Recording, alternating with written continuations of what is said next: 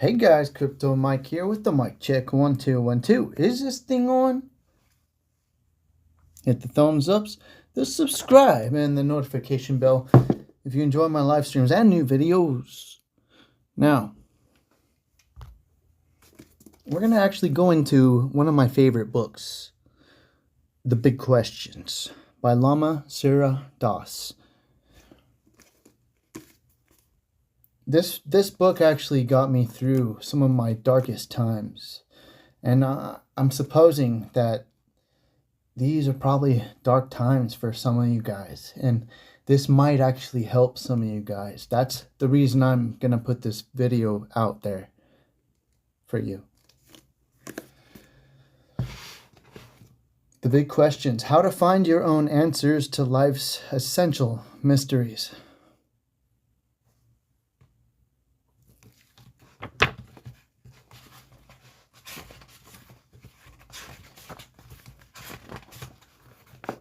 Introduction: The Sacred Art of Questioning. Every life is a journey through the unknown. Along the way, we can't avoid confronting the same perplexing mysteries again and again. Some are cosmic enigmas, the big questions that have always teased the human mind. What is my purpose in life? What happens after I die? Why are we here? Where do we come from and where are we going? How shall I live my life? What is my relationship to the ever-present idea of God and other seemingly impenetrable mysteries of life and death, truth and reality, time, space, and eternity?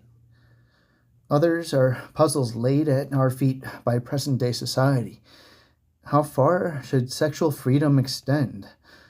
What is my personal responsibility to the poor, the hungry, and the homeless, and to the global environment?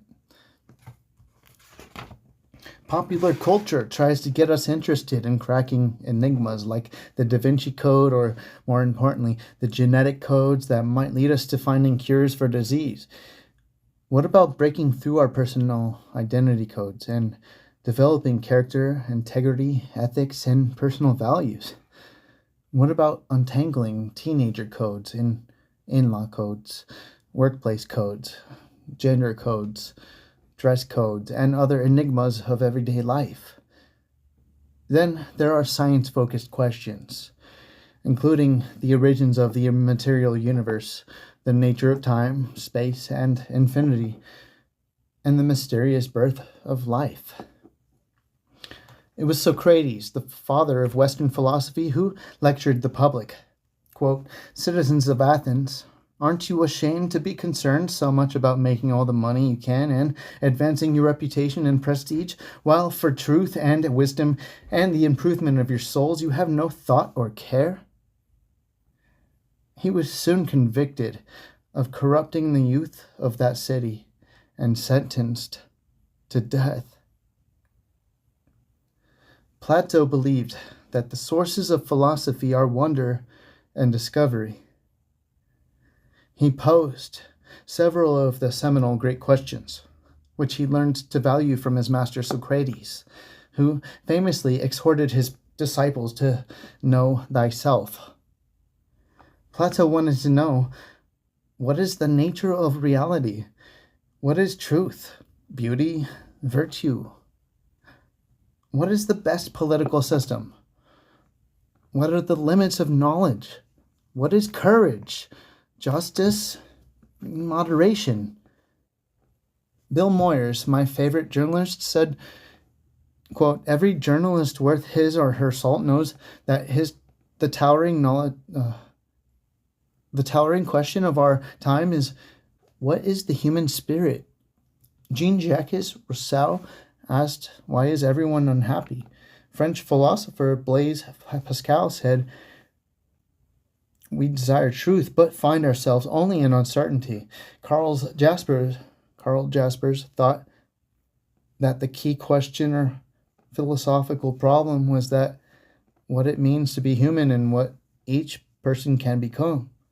The Los Angeles Times Book Review once opined, quote, "The greatest mystery of all, what are we exactly, and where do we come from? End quote. The more we seek to resolve these mysteries, the more intelligently and deeply we live. We know this in our hearts. Polymath Samuel Johnson said, quote, "Curiosity is, among great and generous minds, the first passion and the last." There's no end to the knowledge and truth in learning. Historian Daniel Borston called the human animal the, quote, asking animal. Our instinct to question everything is what drives us to grow and thrive. Socrates famously said that the unexamined life is not worth living. All too easily, however, we can be distracted, scared, frustrated, gullible, cynical, or just plain inattentive. We suppress our natural, questioning spirit. We plow ahead without taking a good hard look at what we're doing and why. And whether we realize it or not, we buy into ready-made systems of thought, habit, belief, and they're sold to us by our culture, families, friends, and associates. We fall into step with the herd and almost unthinkingly adhere to whatever culture we're brought up in, unconsciously living out our received beliefs and assumptions for the most part without question or examination. But do we really have faith in these systems and our understanding as viewed through their lenses? Are they genuinely nourishing us as intelligent, discerning, warm-hearted souls? How well do they serve in today's world when social, economic, political, and religious structures are in constant flux and so often can seem disconnected from our lives? How can we rekindle our questioning spirits, passionate curiosity, so that we can engage more dynamically in the grand adventure of life? How do we go about answering for ourselves the big questions that won't go away? How can we wonder about, we discover, and plumb deeper into truth, reality, and understanding for ourselves, and even develop profound wisdom? Joseph Campbell says that different mythologies give us the same essential quest. You leave the world that you're in and go into a depth or into a distance or up into a height. There you come to what was missing in your consciousness in the world you formerly inhabited. If the gods of antiquity are dead, who and what do we worship today? The Big Questions explores a number of the most daunting and tantalizing questions each of us faces today. It will not give you final answers to these ultimate questions. Even more to the point, it will not provide your answers to these questions, the ones that resonate most strongly in your personal heart and your personal world. So why read it? Because it will help you learn to question your more pointedly and deeply, so you can respond to life's ultimate questions more wisely, effectively, and productively in your own reliable way. In short, it will engage you more actively in the holy curiosity at heart of that sacred art of questioning. The Big Questions draws heavily from my own personal questioning odyssey, one that led me as a young man to circumambulate the globe more than 3 times, seeking guidance from many of the great gurus of our era, both Eastern and Western. It also taps into what I've learned over the past 20 years as a full-time teacher of Buddhism. In addition, it models the soul-searching efforts of many other individuals who collectively represent many different lifestyles, spiritual traditions, and schools of thought. I wrote this book with 3 main purposes in mind. 1, to eliminate how questioning is a wisdom practice that leads to directly discovering for ourselves the wisdom, conviction, and inner certainty that lead to greater knowledge and understanding of the deepest issues and mysteries of life. Two, to articulate major questions common to people throughout the ages as part of our true higher education and spiritual literacy. Educating for living a meaningful life, not just education for making a living. And three, to help provoke further self-inquiry aimed toward articulating our own most personally vital question. This question calls to us and pulls us forward and simultaneously drives our dreams, ambitions, and desires, pushing us beyond our habitual limits and frameworks as we continue to consciously evolve toward a far more wise and intellectual future. The art of questioning is a wisdom practice and perhaps the quintessential element in all wisdom practices. As humorist James Thurber said, quote, "It is better to know some of the questions than all of the answers." Sometimes just listening to someone's question is enough to help them inch farther on their path of discovery. As you progress through the book and grow attuned to this practice of inquiry, you'll become increasingly more aware of not only the particular questions you're most compelled to address in your own life, but also cognizant of the teachers, resources, traditions, and methods that are most likely to steer you in a most rewarding direction. You'll also grow more confident in your own potential as a quester, a truth seeker, a truth knower, and a truth teller. Seekers must one day become finders. Thinking of this awareness training carries me back to my childhood. When I posed questions to my dad, an intelligent and well-read man, he was always there for me. He took me out on the lawn of our suburban corner house in Long Island to look up at the stars and to learn the constellations. He taught me to fish and play baseball and basketball, but as I got older, he used to answer my questions more and more often by saying, "Look it up, Jeffrey. Tell me what you find out." He's no longer alive, but if he were, wouldn't he enjoy today's far-reaching search engines? In my little boy mind, I nicknamed him "Look it up, Dad." Look it up, Dad. Yeah, it's funny. I was amazed at how much I could find on my own by simply opening a map or atlas, dictionary, encyclopedia, or operating manual, or visiting the library. Probably that was the first inkling I had of my need to learn, to think for myself, and of my own genuine ability to do so.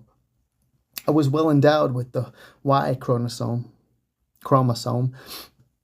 incessantly pestering my teachers and parents with questions. Later, I realized that all children have these questions.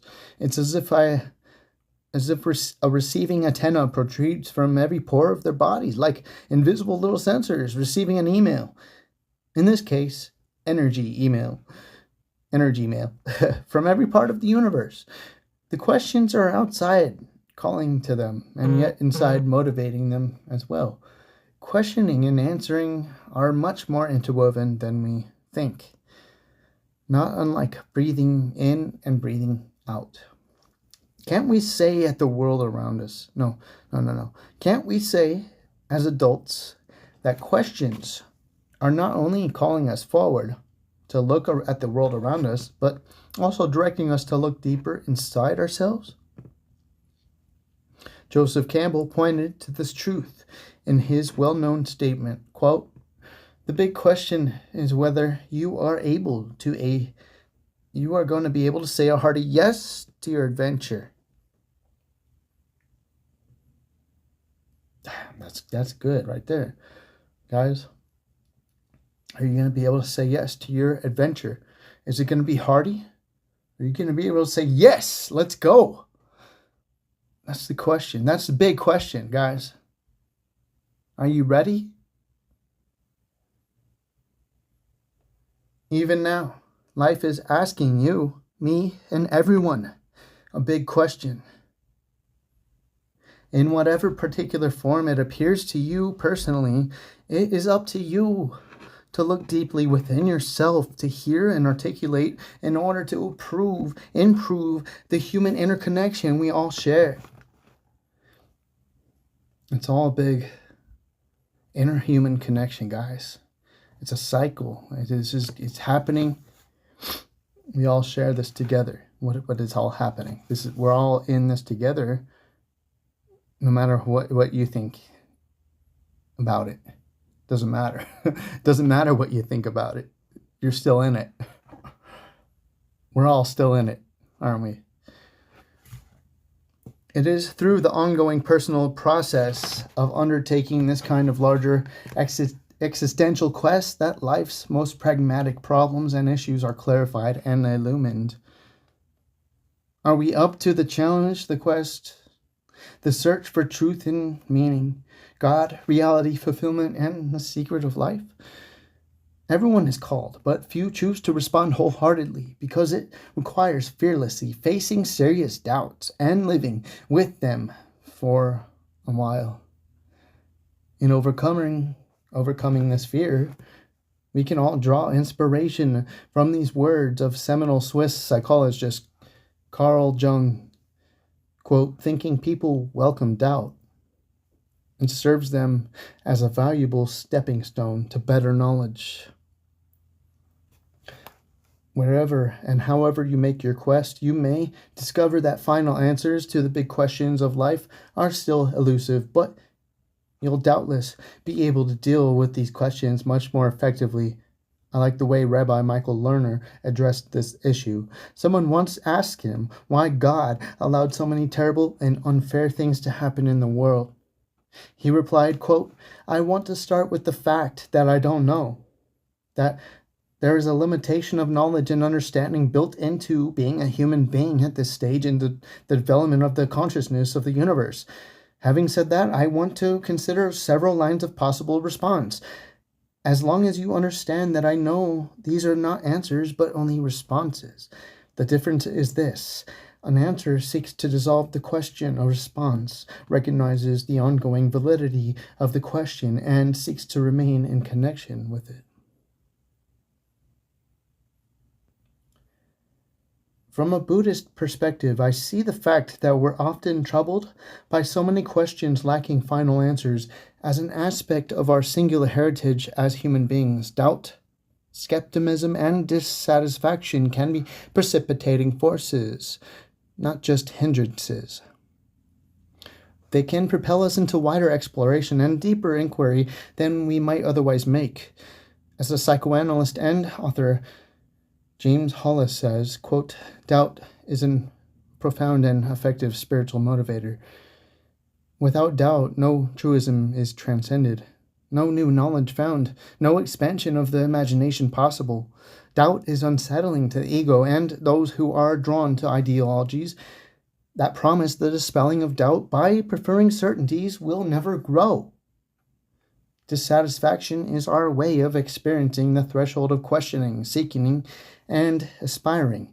The writer Barry Lopez tells us, quote, "One must live in the middle of contradiction, because if all contradiction were eliminated at once, life would collapse. There are simply no definitive answers to some of the great pressing questions." Let me say that again. Quote, "One must live in the middle of contradiction, because if all contradiction were eliminated at once, life would collapse. There are simply no definitive answers to some of the great pressing questions. You continue to live them out, making your life a worthy expression of leaning into the light. Without such dissatisfaction and uncertainty, what would fuel your quest for enlightenment? And without that quest, what would human life be worth? How shall I live my life? Why are we here? Where did we/I come from? And where are we going? What happens when we die? Why do bad things happen when... Why... I don't know why I didn't get that one right. Why do bad things happen to good people? Aren't these the bigger, more pertinent genuinely heartfelt questions we all have to confront, at least at some point in our magical and mysterious lives? Jung said, quote, "The most important question to ask about any dream is, quote, why this dream now?" I think this is a good question to ask regarding anything that happens to us. Why this now? What does this mean? What does it signify? What does it indicate? How is this connected? In his journey without goal, Buddhist pioneer Jogim Trungpa Rinpoche writes, quote, "We need to encourage an attitude of constant questioning, which is a genuine part of our potential as students. If students were required to drop their questions, that would create armies of zombies, rows of jellyfish. The questioning mind is absolutely necessary." Long ago, I concluded that Gautama Buddha understood nature and the interconnected workings of an inner world better than any other philosopher or religious founder. The enlightened Buddha constantly used questions as a way of helping people get to the bottom or truth of things.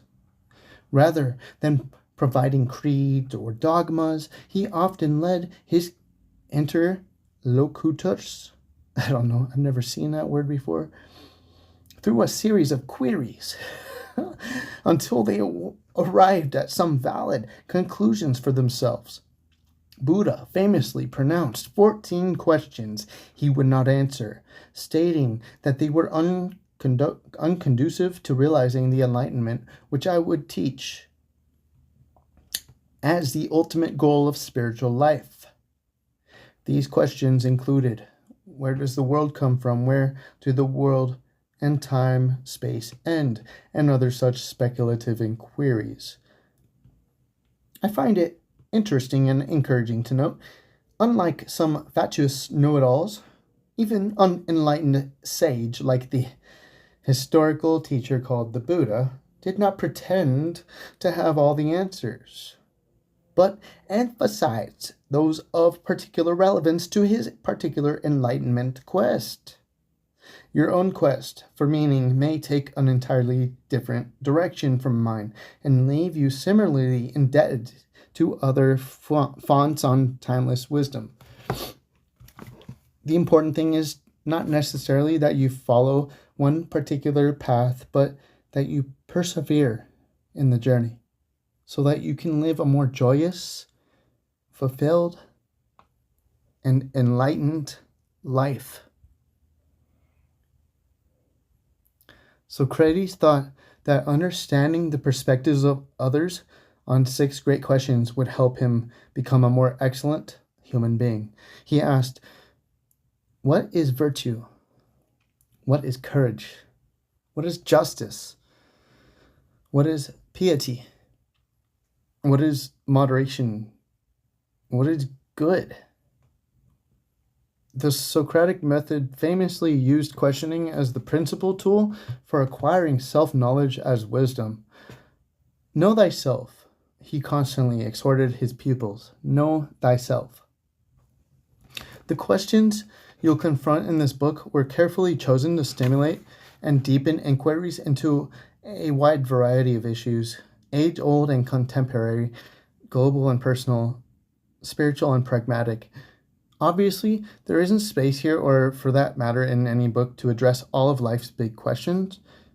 In addition, each person is almost certain to have a different assessment of the relative bigness of any one question based on his or her unique experience and situation. I like to employ the question, quote, "Is it true?" when I hear or read about current concerns. Contemporary spiritual teacher Byron Katie's entire work centers around a very small number of basic questions. Katie asks people to apply her 4 big questions to their own issues, problems, concepts, and personal storylines. Is it true? Can you absolutely know it's true? How do you react when you think what the thought?